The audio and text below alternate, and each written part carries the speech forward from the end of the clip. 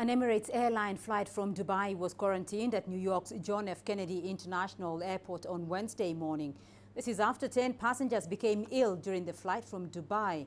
According to an airline's spokesperson, the Emirates Flight 203, carrying about 500 passengers, landed shortly after 13 hours GMT. Media outlets had earlier put the number at about 100 passengers. Officials from the Port Authority Police Department and the U.S. Center for Disease Control and Prevention were on the scene but did not immediately respond to requests for comment. Well, let's get more now on this story with CGTN's John Terrett live for us from New York. John, there are conflicting numbers on how many people exactly have fallen ill on the Emirates flight and a clearer indication how many people are actually affected and what's happening. Well, you're absolutely right about that, Beatrice. This has been going on for the last couple of hours now, and even now the numbers are not completely clear. What we do know is that Emirates flight EK 203 en route from Dubai in the Middle East to the major international airport here in New York City, Kennedy Airport, landed just after 9 a.m. 500 people on board. It was a double-decker aircraft, and when it came in, it was not allowed to taxi in the usual way to the gate. It was taken to a different part of the airfield where it was quarantined for a couple of hours. I understand that once the authorities got on board, they took the temperature of everybody, passengers and crew, to see whether they had a fever or not.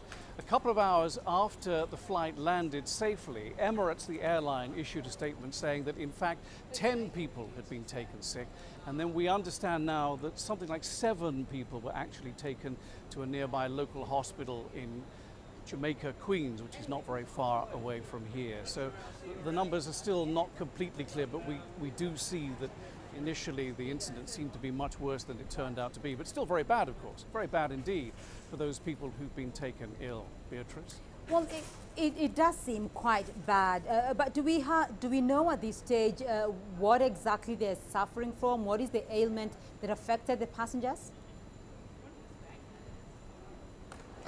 It looks like it was the flu, some kind of very virulent strain of flu. Now, we don't know that for certain because no one has said for certain yet, but that's the way it appears. All the symptoms appear to be flu-like. And we spoke to Erin Sykes, who is a passenger on her way from the Indonesian island of Bali through Dubai to New York City. And she said that she noticed very sick passengers in line waiting to get on the aircraft in Dubai. She said that the coughing was very violent, very heavy, full of phlegm, and that you could feel the vibrations of the coughing going on in the seats behind you. And she said that there were about 100 people on the flight who were seriously ill. She said people failed to cover their mouths, which didn't make anybody on the flight feel any better.